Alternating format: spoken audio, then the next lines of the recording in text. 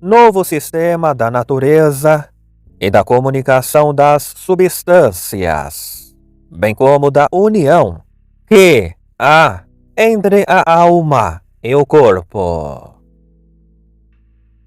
Há já vários anos que concebi este sistema e tratei dele com alguns homens sábios, sobretudo com um dos maiores teólogos e filósofos do nosso tempo, que, tendo tomado conhecimento de algumas de minhas opiniões, por intermédio de uma pessoa da mais elevada categoria, as havia achado extremamente paradoxais. Mas, depois de receber os meus esclarecimentos, retratou-se da forma mais generosa e mais edificante do mundo, e tendo aprovado uma parte das minhas proposições, pôs fim à sua censura a respeito das outras, com as quais continuava a não estar ainda de acordo.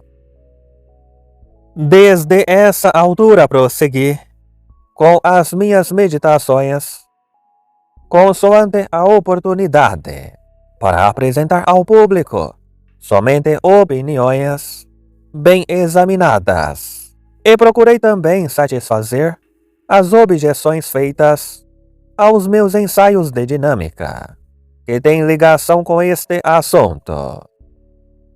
Uma vez que, enfim, pessoas dignas de consideração tinha desejado ver as minhas opiniões mais bem esclarecidas, arrisquei produzir estas meditações, ainda que não sejam de forma alguma populares, nem próprias para serem apreciadas por todo o tipo de mentes.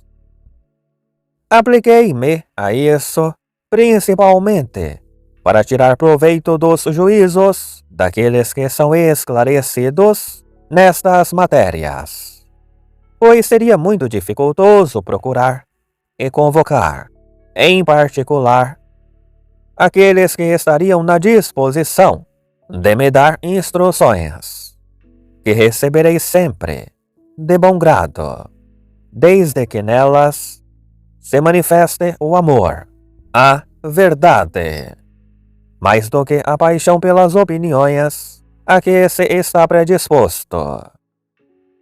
Ainda que eu seja um daqueles que trabalharam muito em matemática, não deixei de meditar sobre a filosofia desde a minha juventude, pois sempre me pareceu que nela havia forma de estabelecer algo de sólido mediante claras demonstrações. Tinha entrado bem profundamente no país dos escolásticos, quando os matemáticos e os autores modernos me fizeram de lá sair ainda bem novo. Encantaram-me as suas belas maneiras de explicar a natureza mecanicamente, e desprezei com razão o método daqueles que não utilizam senão formas ou faculdades com que não se aprende nada. Mas, depois, ao procurar aprofundar os próprios princípios da mecânica, para dar razão das leis da natureza que a experiência permitia conhecer, apercebi-me de que não bastava a mera consideração de uma massa extensa, e de que era preciso utilizar ainda a noção de força, que é muito inteligível, ainda que pertença ao âmbito da metafísica. Parecia-me também que a opinião daqueles que transformam ou degradam os animais em puras máquinas, ainda que pareça possível, é inverossímil e vai mesmo contra a ordem das coisas. A princípio, quando me libertei do jugo de Aristóteles, fui parar ao vazio e aos átomos. Pois é aquilo que melhor preenche a imaginação. Mas tendo arrepiado caminho, depois de muitas meditações, apercebi-me de que é impossível encontrar os princípios de uma verdadeira unidade na mera matéria ou naquilo que não é senão passivo, dado que tudo nisso não passa de uma coleção ou amontoado de partes que vai até ao infinito. Ora, a multidão não pode tomar a sua realidade, a não ser de unidades verdadeiras, que têm outra origem, e são algo muito diferente dos pontos matemáticos, que constituem apenas extremidades do extenso e modificações, a respeito das quais é certo que o continuum não poderia ser constituído por elas. Assim, para encontrar essas unidades reais, fui forçado a recorrer a um ponto real e animado, por assim dizer, ou a um átomo de substância, que para constituir um ser completo, deve compreender qualquer coisa de forma ou de ativo. Era necessário, pois, estabelecer e como que reabilitar as formas substanciais tão depreciadas hoje em dia, mas de uma maneira que as tornasse inteligíveis e que separasse o uso que delas se deve fazer do abuso que delas se fez. Achava, portanto, que a sua natureza consiste na força, e que daí se segue algo de análogo ao sentimento e à apetição, e que assim era necessário concebê-las à imitação da noção que temos das almas. Mas como a alma não deve ser usada para dar razão ao pormenor da economia do corpo do animal, julgava também que não seria necessário usar estas formas para explicar os problemas particulares da natureza, ainda que elas sejam necessárias para estabelecer verdadeiros princípios gerais. Aristóteles chama-lhes inteléquias primeiras.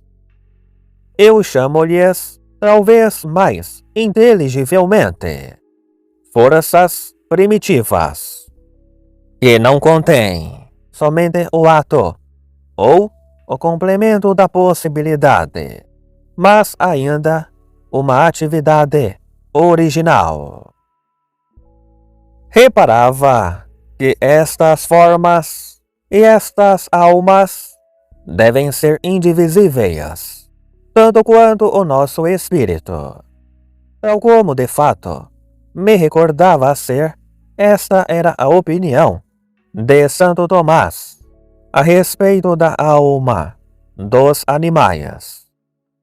Mas esta verdade inovava as grandes dificuldades relativas à origem e à duração das almas e das formas.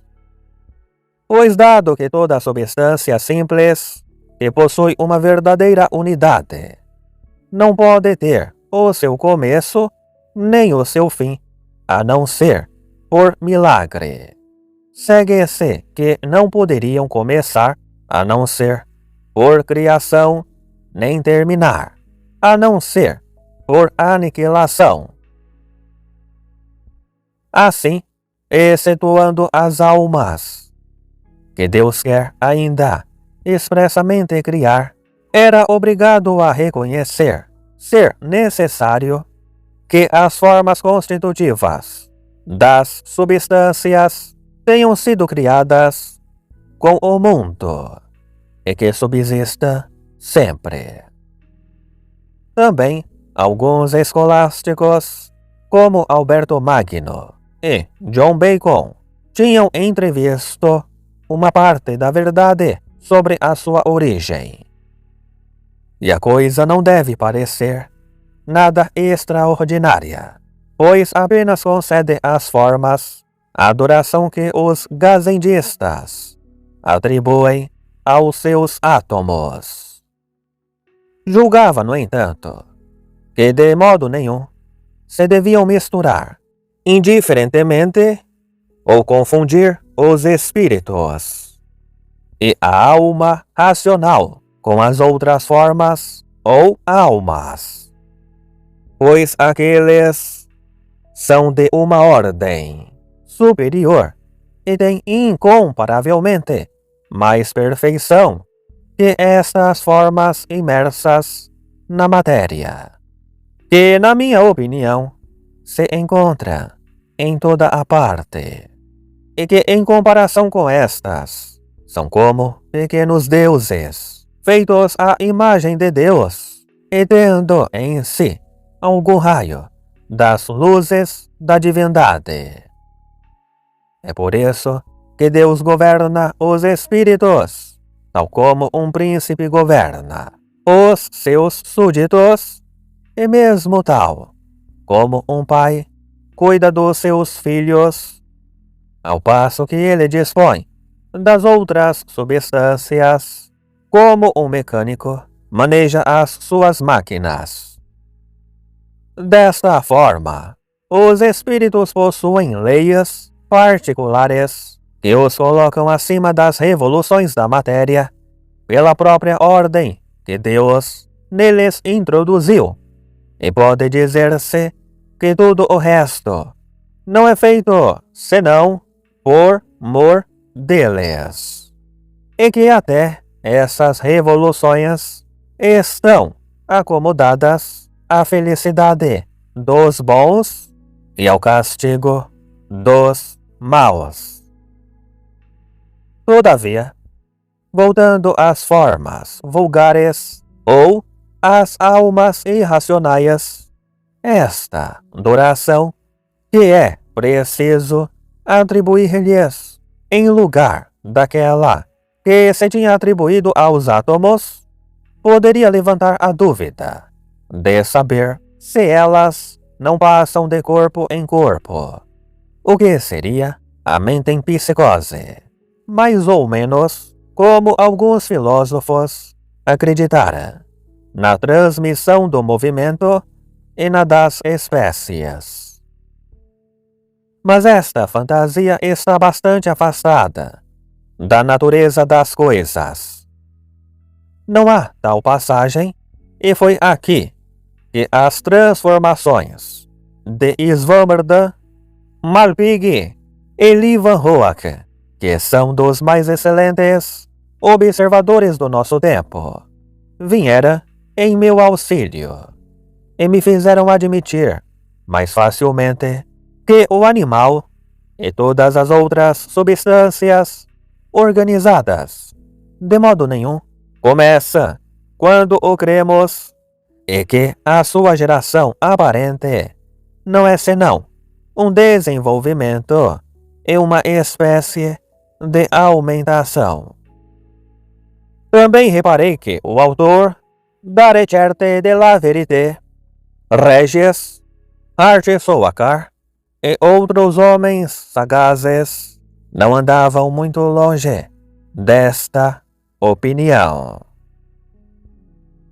Mas estava ainda a questão maior de saber em que se tornam essas almas ou essas formas pela morte do animal ou pela destruição do indivíduo, da substância organizada.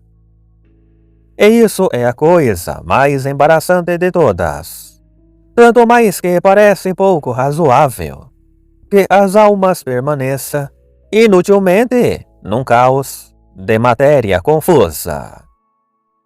Isso fez-me pensar, enfim, que só havia um partido razoável a tomar, que é o da conservação não somente da alma, mas também do próprio animal e da sua máquina orgânica, mesmo que a destruição das partes grosseiras o tenha reduzido a uma pequenez que não é menos inacessível aos nossos sentidos do que aquela em que o animal estava antes de nascer. Não há também ninguém que possa determinar com precisão o verdadeiro momento da morte, a qual pode passar durante muito tempo por uma simples suspensão de ações notáveis. E no fundo, nunca é outro caso nos simples animais.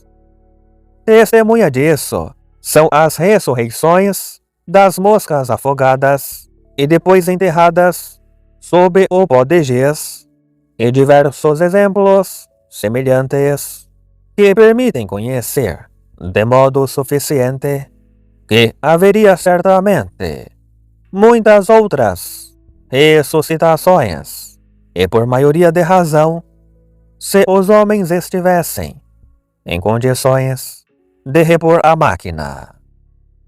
E é verossímil que tenha sido de qualquer coisa de parecido que o grande Demócrito falou, por muito atomista que fosse, ainda que Plínio zombe disso.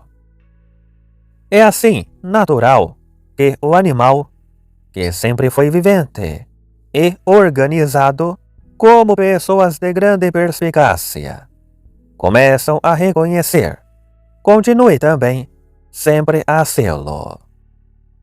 E visto que, assim, não há nenhum primeiro nascimento, nem geração inteiramente nova do animal, segue-se que não haverá nenhuma extinção final, nem morte completa, tomada em rigor metafísico, e que, por consequência, em vez de transmigração das almas, há apenas transformação de um mesmo animal, consoante os órgãos estejam pregueados de modo diferente e mais ou menos desenvolvidos. No entanto, as almas racionais seguem as leis bem mais sublimes e estão isentas de tudo aquilo que lhes poderia fazer perder a qualidade de cidadãos da sociedade dos espíritos, pois Deus proveu tudo tão bem a esse respeito que nenhumas alterações da matéria seriam capazes de fazer perder as qualidades morais da sua personalidade. E pode dizer-se que tudo tende à perfeição, não apenas do universo em geral, mas ainda destas criaturas em particular, que estão destinadas a um tal grau de felicidade que o universo se encontra interessado nisso, em virtude da bondade divina que se comunica a cada uma, tanto quanto a soberana sabedoria o pode permitir. No que diz respeito ao corpo vulgar dos animais e de outras substâncias corporais, em cuja extinção total se acreditava até agora, e cujas alterações dependem mais das regras mecânicas que das leis morais, observava com agrado que o antigo autor do livro sobre o regime, que se atribui a Hipócrates, tinha entrevisto alguma coisa da verdade quando afirmou expressamente que os animais, de modo nenhum, nascem nem morrem, e que as coisas que se julga começarem e perecerem se limitam a perecer e desaparecer. Era também a opinião de Parmênides e de Melissos, segundo Aristóteles. Pois estes antigos eram bem mais sólidos do que se pensa. Estou o mais inclinado que é possível a fazer justiça aos modernos. Todavia, acho que levaram a reforma longe demais, entre outros aspectos, ao confundir as coisas naturais com as artificiais, por não terem tido ideias suficientemente elevadas da majestade da natureza. Pensam que a diferença que há entre as máquinas da natureza e as nossas é apenas a que vai do grande ao pequeno. Coisa que levou ainda há pouco um homem muito sagaz a dizer que, ao olhar de perto para a natureza, se descobre que é menos admirável do que se havia acreditado, pois é apenas como a oficina de um trabalhador. Creio que isso não é dar da natureza uma ideia suficientemente justa, nem suficientemente digna dela, e que só o nosso sistema faz conhecer, enfim, a verdadeira e imensa distância existente entre as mais pequenas produções e mecanismos da sabedoria divina e as maiores obras-primas da arte de um espírito limitado. E esta diferença não consiste somente no grau, mas no próprio gênero. É preciso, portanto, saber que as máquinas da natureza possuem um número de órgãos verdadeiramente infinito e estão tão bem fornecidas e à prova de todos os acidentes que de modo nenhum é possível destruí-las. Uma máquina natural continua a ser máquina, ainda nas suas mais pequenas partes, e, o que é mais, permanece sempre a mesma máquina que foi, de sorte que, não sendo senão transformada pelas diferentes pregas que recebe, ora é desdobrada, ora é contraída, e como que concentrada, quando se pensa que está destruída. Além disso, por meio da alma, ou forma, há uma verdadeira unidade, que corresponde ao que em nós se chama eu, o que não poderia acontecer nem nas máquinas artificiais, nem na simples massa de matéria, por muito organizada que possa estar, a qual só pode ser considerada como um exército, ou um rebanho, ou um tanque cheio de peixes, ou um relógio composto de molas e de rodas. Todavia, se não houvesse nenhumas verdadeiras unidades substanciais, não haveria nada de substancial nem de real no conjunto. Era isso que havia forçado Mr. Cordemoy a abandonar Descartes, abraçando a doutrina dos átomos de Demócrito, a fim de encontrar uma verdadeira unidade. Mas os átomos de matéria são contrários à razão, para além de serem também eles compostos de partes, dado que a coesão invencível de uma parte com outra, mesmo se fosse possível concebê-la ou pressupô-la racionalmente, não anularia a sua diversidade.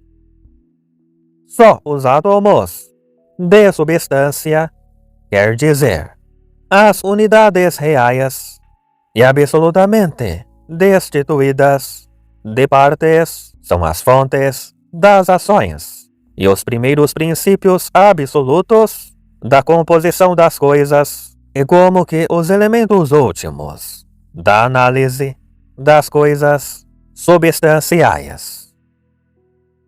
Poder-se-ia chamar-lhes pontos metafísicos. Eles possuem qualquer coisa de vital e uma espécie de percepção, e os pontos matemáticos são os seus pontos de vista para exprimir o universo.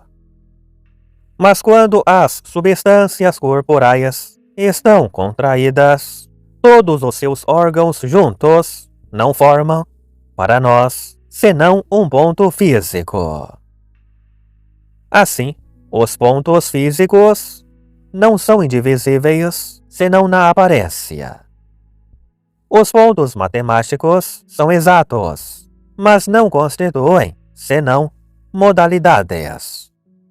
Só os pontos metafísicos ou de substância, constituídos pelas formas ou almas, são exatos e reais.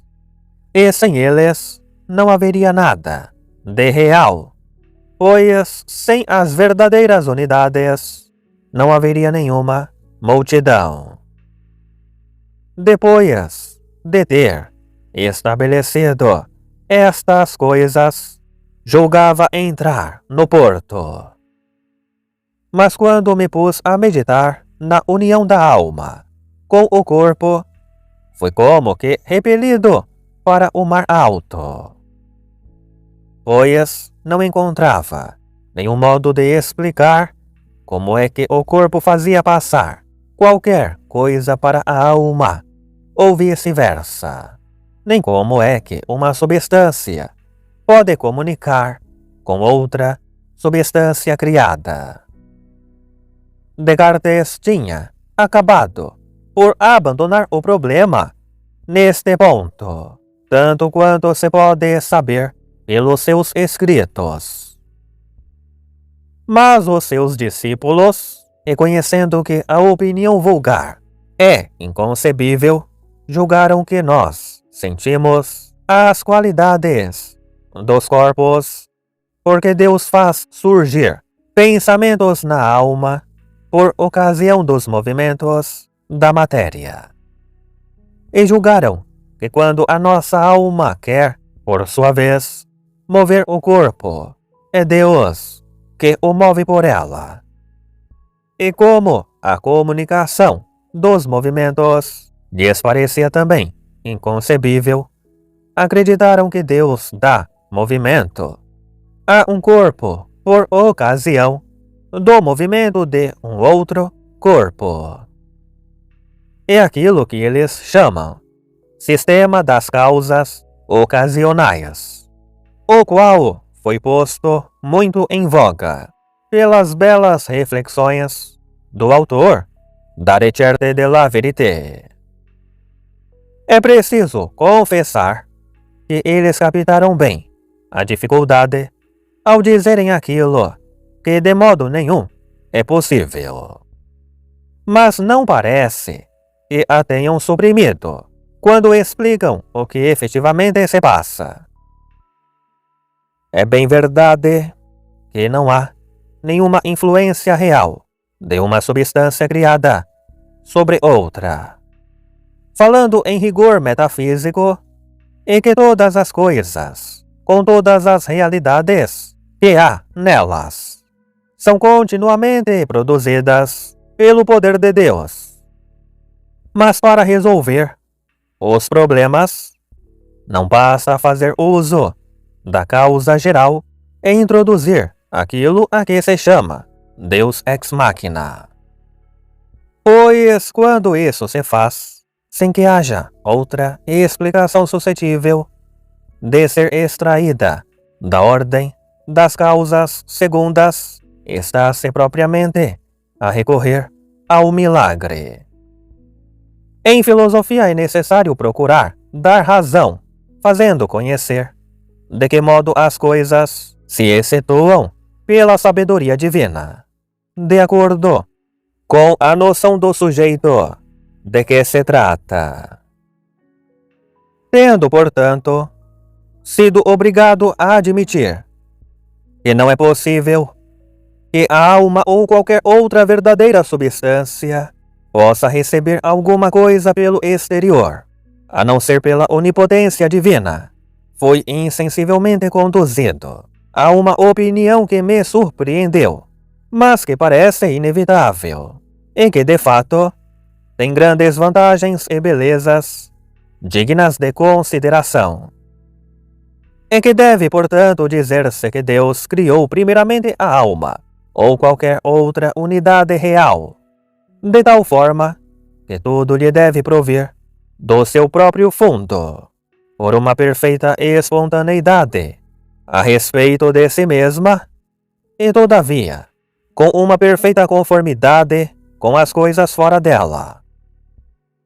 E que assim, dado que os nossos sentimentos interiores, quer dizer, que estão na própria alma, e não no cérebro, nem tampouco nas partes sutis do corpo, não são mais do que fenômenos que se conformam com os entes exteriores, ou então aparências verdadeiras, e como que sonhos bem regulados, é necessário que essas percepções internas na própria alma lhe advenha, em virtude da sua própria constituição original, quer dizer, em virtude da natureza representativa, capaz de exprimir os entes que estão fora dela, segundo a relação aos seus órgãos que lhe foi dada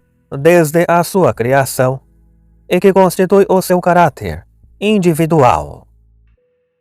E é isso que faz que, representando cada uma destas substâncias, exatamente todo o universo, à sua maneira e segundo um certo ponto de vista, e advindo as percepções ou expressões das coisas externas à alma, no momento oportuno, em virtude das leis próprias da alma, como que no mundo à parte, como se não existisse mais nada para além de Deus e dela, para me servir da forma de falar de certa pessoa de grande elevação do espírito, cuja santidade é celebrada. Venha a haver um perfeito acordo entre todas estas substâncias, que produz o mesmo efeito que se observaria se elas comunicassem entre si mediante uma transmissão de espécies ou das qualidades que o comum dos filósofos imagina. Além disso, uma vez que a massa organizada, na qual está o ponto de vista da alma, é mais de perto exprimida por ela, e está inversamente pronta a agir por si mesma, seguindo as leis da máquina corporal. No momento em que a alma assim quer, sem que uma perturbe as leis da outra, tendo os humores e o sangue, os movimentos justamente quando precisam de ter para corresponderem às paixões e às percepções da alma. Esta relação mútua, regulada de antemão em cada substância do universo que produz aquilo a que nós chamamos a sua comunicação e que é a única coisa que produz a união da alma e do corpo. E a partir daí, pode compreender-se como é que a alma tem a sua sede no corpo através de uma presença imediata, que não poderia ser maior, visto que ela está nele, como a unidade está no resultado das unidades, que é a multidão. Esta hipótese é muito possível. Pois, por que motivo é que Deus não poderia dar primeiramente a substância, uma natureza ou força interna que lhe permitisse produzir por ordem, como num autômato espiritual ou formal, mas livre, no caso daquela a que cabe o quinhão da razão? Tudo aquilo que lhe acontecerá, quer dizer, todas as aparências ou expressões que há de ter, e isso sem a ajuda de qualquer criatura? Tanto mais que a natureza da substância requer necessariamente e implica essencialmente um progresso ou uma mudança, sem os quais não teria qualquer força para agir.